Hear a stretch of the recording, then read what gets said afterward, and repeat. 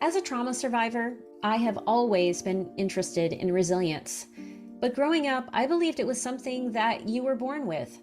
Then in graduate school, I learned that it was a quality that we all possess and a set of skills we can all strengthen. Most of my resilience has come from writing and seeing myself in new ways by confronting the stories I've always told myself. The more I did that, the stronger I became, and I've dedicated my life to helping others do this work. This podcast is for anyone who wants to understand their story and how to revise it, because when we do that work, we change the world. What would you do if an experience you'd long dreamed of was not only not what it's cracked up to be, but at times miserable? Would you own up to the challenges or pretend it's as great as you imagined? In her new memoir, One Bad Mother, Megan Williams chooses to share the vulnerable, messy, and at times ugly truths about what we want, how trauma impacts the way we see our dreams, and the tests that truly matter. During our conversation, we explore the challenges of being vulnerable on the page, the realities of modern motherhood no one wants to talk about, and a key book launch lesson every author needs to know on this week's episode of the Writing Your Resilience podcast. Let's dive in. In memoir, every scene should move your story forward, but it can be difficult to figure out which scenes belong, let alone how to frame them when writing about trauma and other tough topics. How do you know which details are essential to your story and which ones will just overwhelm readers? And just as important, how do you write these scenes without triggering yourself? These are common questions that can be so tough to answer. That's why I'm teaming up with Jane Friedman on October 16th to teach Mastering Trauma Scenes to improve your memoir. During this webinar, you'll learn the difference between trauma, crisis, and rising action, how a scene's position in your manuscript will determine which details matter, and how to slant your material so that it propels your story forward. You'll leave with a deeper understanding of your story, confidence in your ability to add tough scenes to your memoir, and tools that will help you care for your readers and yourself. Best of all, this webinar is only $25. That's right, $25. For that price, you'll get access to the webinar, a workbook filled with tips and tricks, a copy of the recording, and a copy of the comprehensive Q&A. So if you want to craft a story that hooks readers and keeps them glued to your memoir, join me on October 16th for Mastering Trauma Scenes to improve your memoir. The link is in the show notes.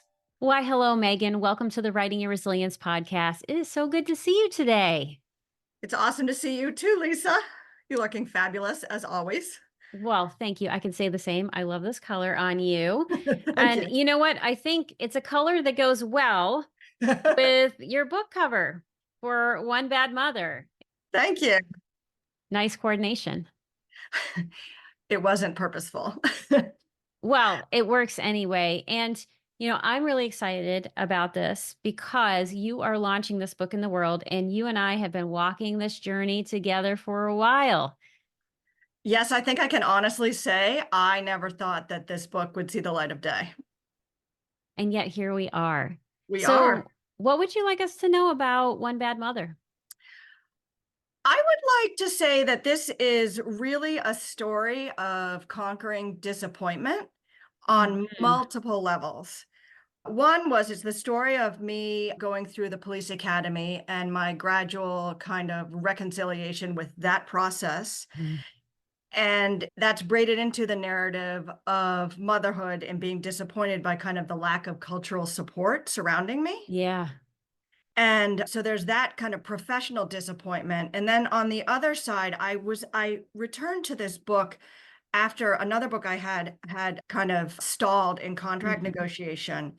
And I was just devastated. Yeah. And I didn't know what to do. And I didn't want to write anything new. I felt like I had two books that I needed to get off the table before I generated anything new.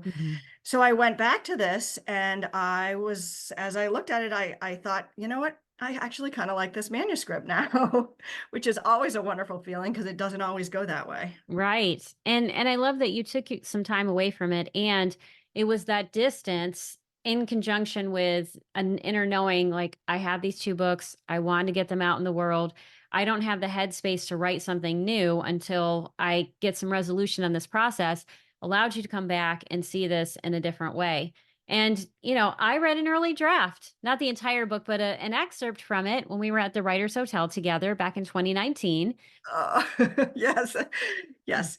And I remember one of the comments in that was, you need to be more vulnerable. Mm. And man, did I not like that comment. Tell us Because a little more. I needed to show more of myself and what I wanted, and I just wasn't there in 2019. Mm. I didn't want to.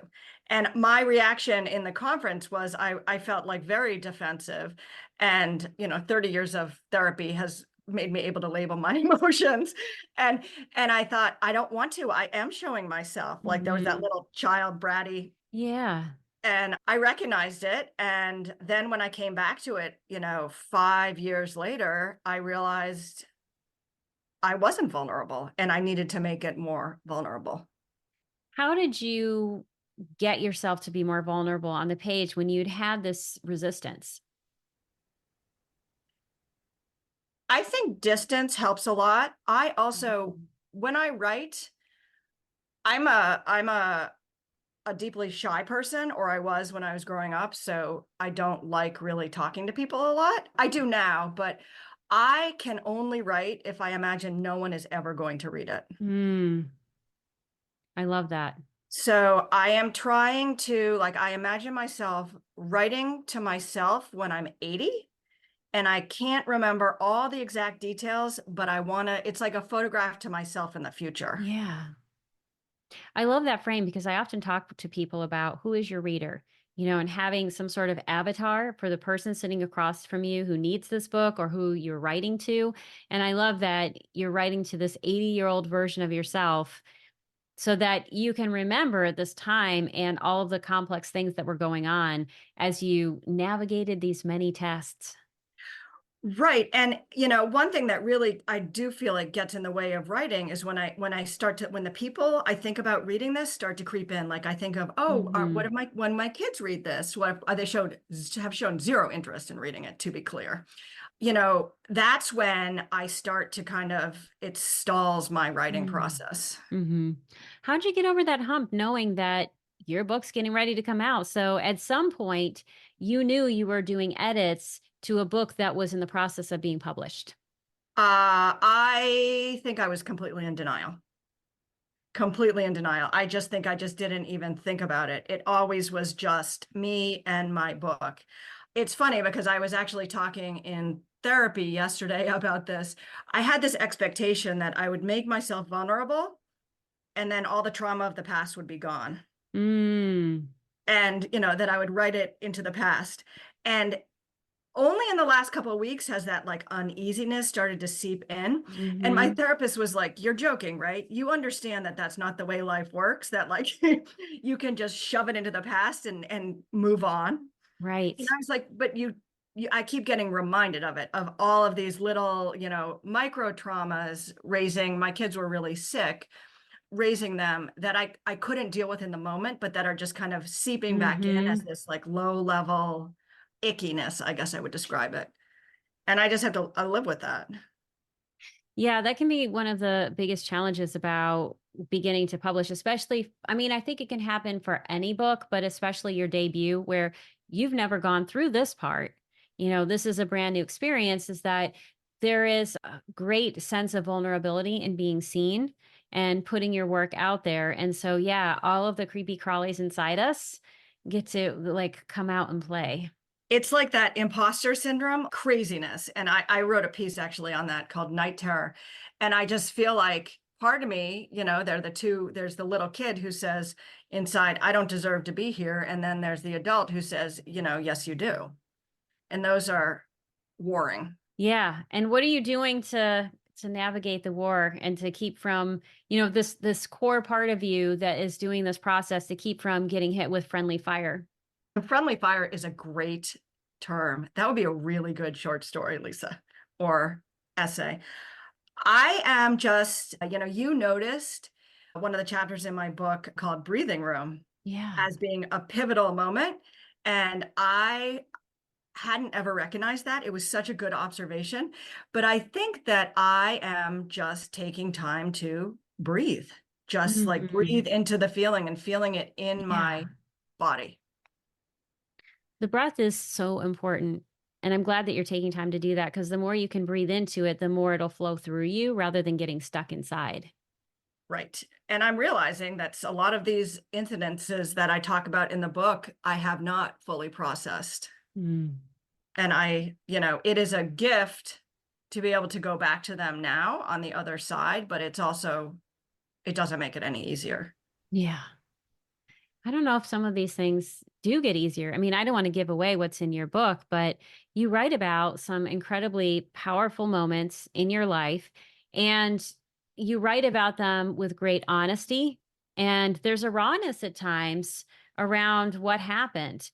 And this book, when I read the first drafts, like these early iterations, it was very much, this police story and the motherhood piece was there. It wasn't like it wasn't there, but it feels like you have braided these together in a stronger, clearer way, and that one of the vehicles you're using to kind of move the story forward is this concept of tests. So, how did you figure all that out? So honestly, my husband came up with the idea of a test because we were running one day and I said, I don't know how to tell the story of, people say write your truth. Well, I wrote Mm-hmm. my way into my truth by writing the police story and then realizing that the story I really wanted to tell was about being a mom. Yeah. And he was running and, we were racing each other. And he said, what about the idea of test? Because Mm-hmm. you went to the police academy because you needed validation as a new mom, as a struggling writer. And the police academy, the test to get into it gave you that concrete pass fail. Mm-hmm. And there's nothing like that in motherhood. There is no test for motherhood, just like there's no test in life to be a good person. And that was what was so kind of gutting to me is we live in a culture that was telling me as a mom, don't use plastics, don't do this, don't do this, don't do this, Mm-hmm. giving me no positive feedback Yeah. on how hard I was struggling and even no, daycare, no cultural support. And this was really became the story of me finding that validation within myself. Mm-hmm.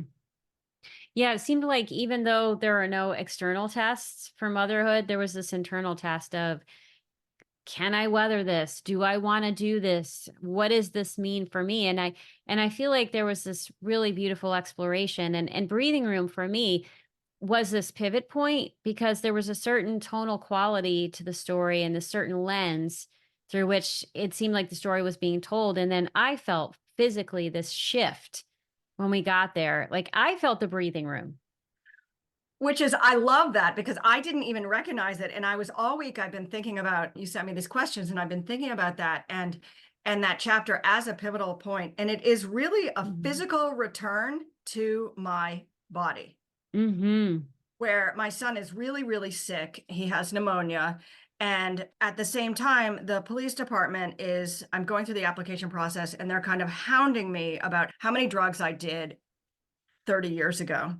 And it's funny, but it's also, it took me to this moment where I had these two things and I was like, what's important here, Megan? Mm-hmm. Get back to your body, get back to the breathing and really find out what's important. And so that you're right, it is a pivotal chapter. I didn't recognize that until you pointed it out. Well, that was Um, the joy of having read some of it in the past and then also being an editor. And then I'm always like my mind is always thinking about all of these things and I love that. And I think at the line level, you write so beautifully. I mean, you have a PhD in English, so it's not a surprise that you have these skills, Thank you. but they definitely show up in this book. I'm curious to know what was the biggest surprise for you, either in the motherhood thread or the police department thread, as you were writing this, you went, oh my gosh, that? So motherhood was just, I can't even like that's a 10-hour conversation, but I would say the biggest surprise with the police department was how obsessed they were with any candidate's past drug use. Mm, I had to take a polygraph, which I failed because for some reason it said I consort regularly with drug dealers. That was literally what they told me that it said. And they were obsessed with, the time I did mushrooms in 1990. And I just felt like of all the questions we could ask of police officers, no one was asking about alcohol use. Nobody Mm. cared if I had a prescription for OxyContin. I didn't, Hmm. but nobody cared if it was prescription, it was fine. Yeah. And so that was really shocking to me because I had been depressed in college and taken some, pretty heavy duty prescribed drugs. And Hmm. we had to do a PDQ, which is a personal disclosure thing, and write down everything we've ever taken as drugs and whatever. And they literally just crossed that page out and said, that's fine, these are prescription drugs. And I had thought, if anything's going to raise a red flag, it would be this.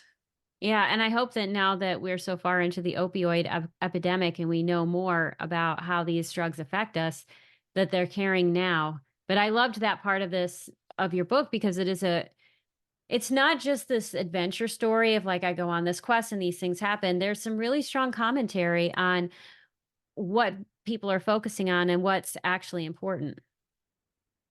Yeah, and that was eye-opening to me. Yeah, that was the biggest shock to me in the whole process. Was there anything about the actual writing process that shocked you or surprised you? I would say how easily once my husband suggested this frame of the test, Mm-hmm. everything fell into place. It was like, okay, which is nice because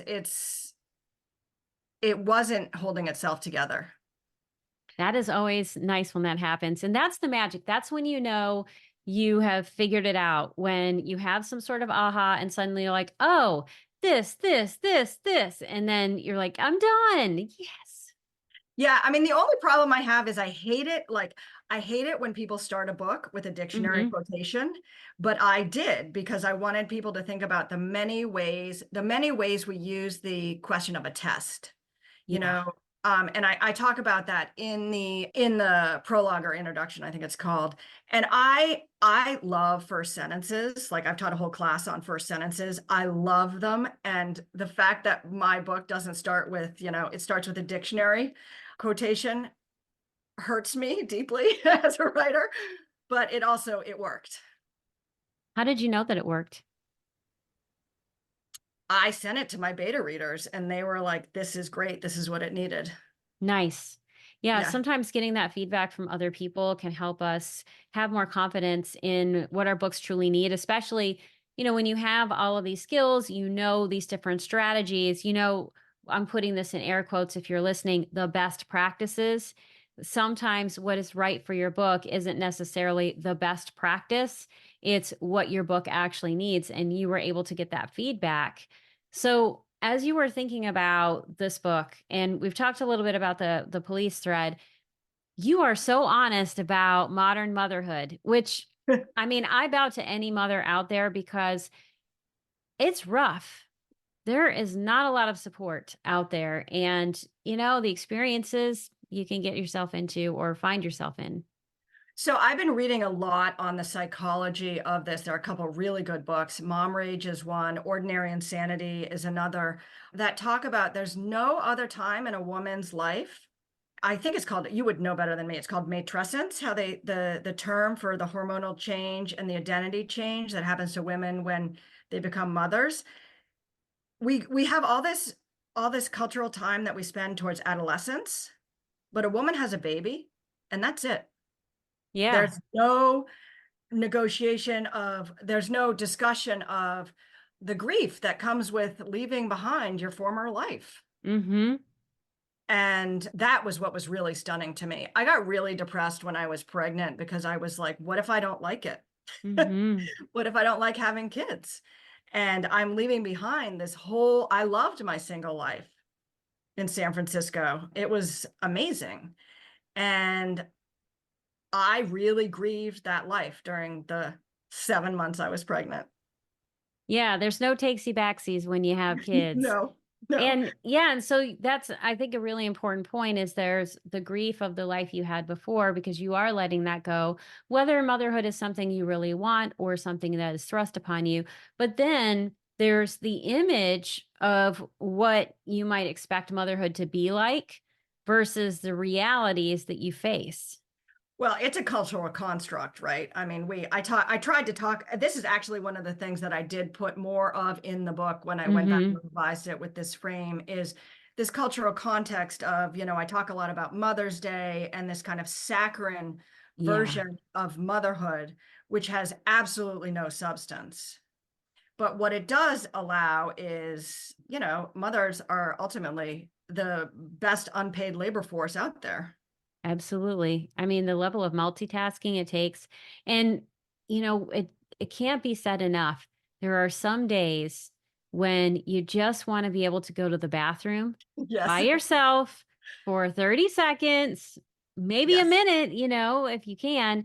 And that can be a humbling experience for anyone. But I think it's also just, it illustrates the lack of support that we have in modern motherhood because, if you go back even a couple of generations, you would be around other women.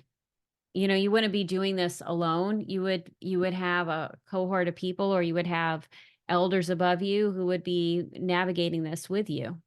Right. And not only that, is that our culture has created this internal control mechanism, whereas women don't talk to other women or very rarely Mhm. about how difficult motherhood is. Yeah.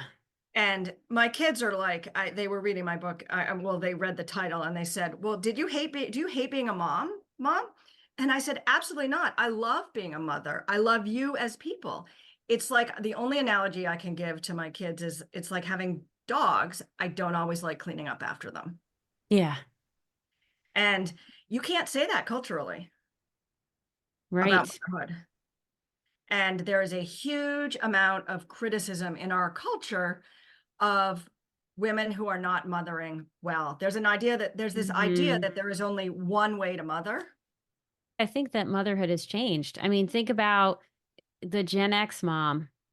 Right. The Gen X mom, the prototypical Gen X mom, smoking her cigarettes, watching her soaps, get out of the house, don't come back till the street lights come on, and then, you'll get some food. But in the middle of the day, learn to be a hunter and figure out Right. find those coins on the ground, search out the hose that has the water in it that you can survive off of. And Right. you're doing those kinds of things. And that was considered acceptable or decent motherhood because they were home and maybe they baked bread or something occasionally. But now, when I look at moms, I mean, there's a lot of pressure to make sure your kids are in all of these activities and you need to chauffeur them everywhere. Nobody was chauffeuring our generation. No. They were like, you have two legs. And a bike, and you don't need a Yeah. helmet. Right. Exactly. Yeah, you Right. have those things, you know, find your inner strength and go to that practice if you want to. But we're not coming with you, and maybe we'll show up at the games. I think the good moms would like, or good dads would like show up at the games, but practice, give me a break. No, you got to get there yourself. Take the bus. I mean, I was taking the bus home, I think at 9. My kids, if I showed them Yeah. the bus at 9, would have like dissolved into a puddle. And child protective services would have probably been called. Right. I mean, yes, we are in an era of what I think psychologists call intensive motherhood, which takes a Yes. toll on your psyche because you can't, if your whole identity is wrapped up with making someone else's life better, Mm-hmm. one, you can't do that. You can't ever make someone have a happy life. You can't take that, but it's a huge psychic responsibility. Absolutely. And it sets you up for failure because there are so many aspects of motherhood that you can't control, including some of them that you write so beautifully about in your book. I mean, just even when your kids are born or how they're born or what happens directly after, it's not stuff you can necessarily control. I said once to my OBGYN, like I guess the kids were like 4, I said, I don't want another child because this was so traumatic, but I kind of I want to get pregnant again and give birth so I can know what it would be like to have this a normal way, like a less traumatic. Yeah. And she said, she was like, yeah, that's not a very good reason to have a kid. Yeah. True. But yeah, it is a tough road. I mean, you see a kid and I have to stop myself from doing it. Like even I say sometimes, oh, my husband was babysitting the kids. They're his kids. He Mm-hmm. doesn't babysit them. Right. He's being a parent. Mm-hmm.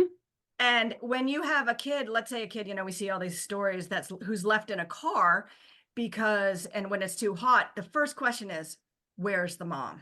Mm-hmm. Where was the mother? Yeah. And that paralyzing feeling it was just paralyzing of, I made a mistake, my kid is in danger, it's catastrophic. It's an awful, awful feeling. Yeah.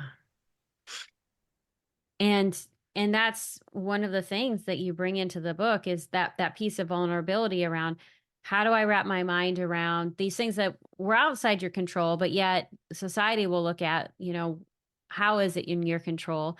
And you figured out a way to navigate this beautifully so that, I'm going to be honest with you. When I started reading this book, I didn't expect us to get to where we get to.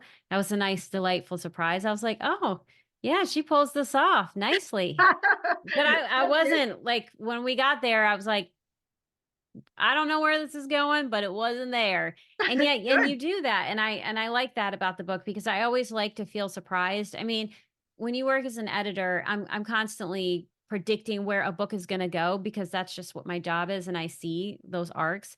But you do a nice job of working through that. And you weren't sure this book was going to come out, and yet it is.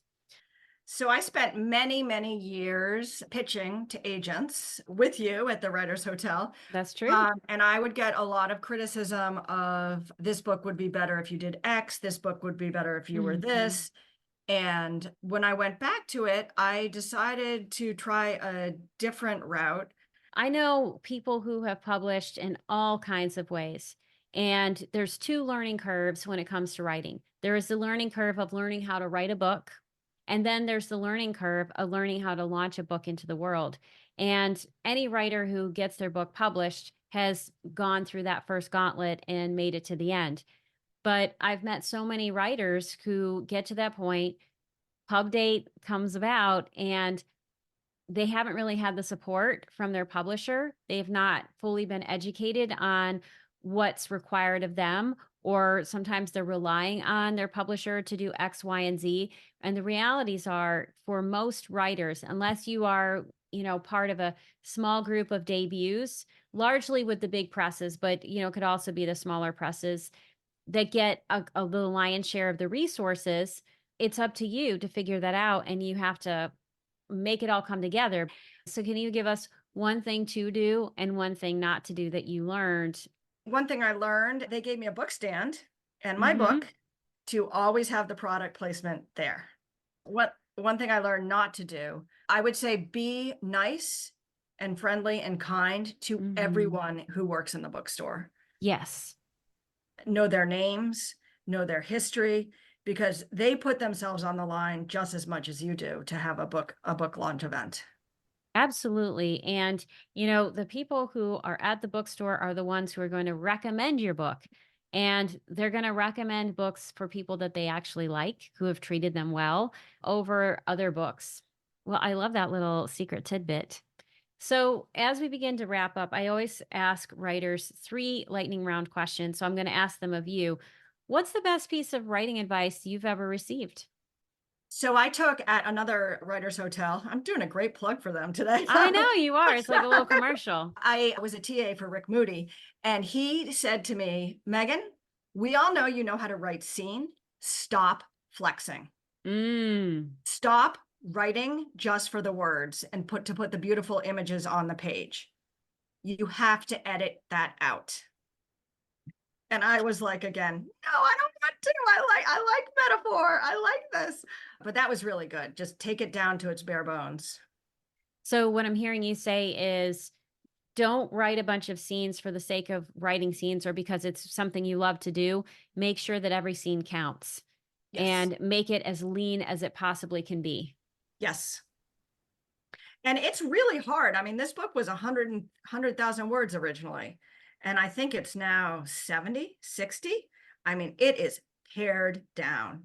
And it's hard to, I mean, I have a file. I should I don't know, I should title it, my long lost friends, of things that I've taken and moved out of the book into this file, because Mm-hmm. that's really hard.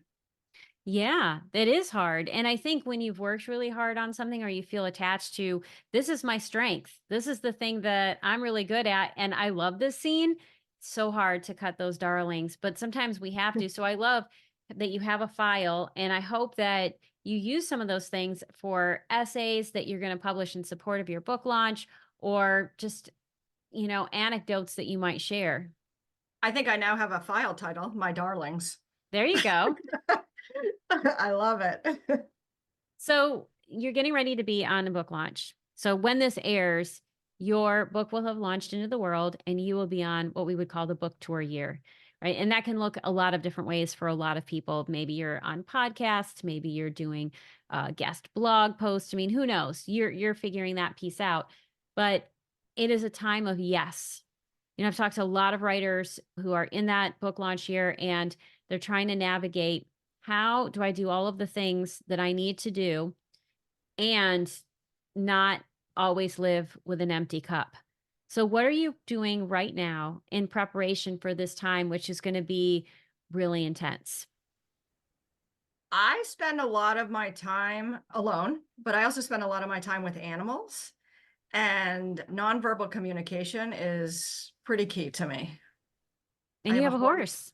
I have a horse. I have, yeah, a horse that had a broken knee. I have two rescue mastiffs. I have a cat. And I find just being with animals helps you breathe. Yes. I find that all the time with my cat, Miss Foxy. She likes to stand in front of me and just purr into my face. And there is something very delightful about that. It is. It's heavenly. Yes. And do you find, a lot of people commune with horses when they have them, that horse therapy is a whole form of therapy that's used. Do you find that to be really therapeutic? It is, yes. And I actually used to volunteer to horse therapy. It's amazing place. It's like speaking another language Yes. because, some people say you put a bit in a horse's mouth and why would they like that? But they have to want to talk to you that way Mm-hmm. and they have to let you. Yes.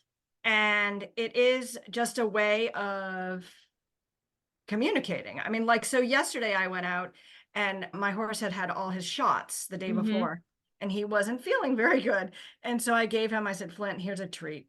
And he looked at me like, Mom, my stomach really hurts. And all he had to do was look at me and I Mm-hmm. knew that he didn't That's feel well. So we just walked around and just grazed. nice. Well, I'm so glad that you have all of these animals. And I hope that as you are going off and doing, events, and then you're coming back, that you're just giving your horse a hug, giving your dogs a hug, giving your kids a hug, and giving yourself lots and lots of opportunities to breathe. If people want to buy your book, if they want to go out and get One Bad Mother, which has this beautiful cover, and I love that. It's a nice play on words. Where can they go buy your book? And if they want to engage with you and connect with you, what are the best ways? So you can buy my book anywhere that books are sold. I would suggest independent bookstore. Yeah. And if you want to engage with me, I have a website, Megan Williams Author. And you can also engage with me through the Sibling website. All the authors are siblingpress.com, I think it is. All the authors are on there with contact information. Nice. And if you missed that, it will all be in the show notes. Well, thank you so much for being on the show today, Megan. I am, again, just absolutely overjoyed. I am celebrating alongside you. I feel like this is part of my victory too, because we walked down, this path. And I do want to say thank you for putting me in your acknowledgments. When I came to that, I was like, Still waiting for that airplane, Lisa. Still waiting to jump out of that airplane. oh, we will be doing With that you. most definitely. And if we're in LA next year for AWP, that might be the perfect time. Actually, maybe we should just sky jump into the convention. There you go. Skydive. I love it. All right, so we're going to be planning that. And Excellent. we'll try to figure out how we can get film footage, because now that we've said this and it's on a podcast and it's recorded, people are going to be expecting it. I love it. Well, thank you Thank so you much so for being much. on. Yes, thank you. That's it for today's episode. If you'd like to learn more about Megan and, most importantly, buy a copy of One Bad Mother, please see the show notes for this episode. If you're learning from or enjoying this podcast, please subscribe to my YouTube channel. It's a free and easy way to support the podcast. You can also get the latest episodes delivered to your inbox by signing up for my Writing Your Resilience newsletter. As a thank you, you'll receive a free copy of A Trauma Survivor's Guide to Writing the Tough Stuff. You can also follow the podcast on Apple Podcasts and Spotify, where you can leave a 5-star review. If you have questions for me, comments about the podcast, or questions or topics you'd like me to consider for the Writing Your Resilience podcast, please leave a comment on YouTube. I read them all, and I'd love to hear from you.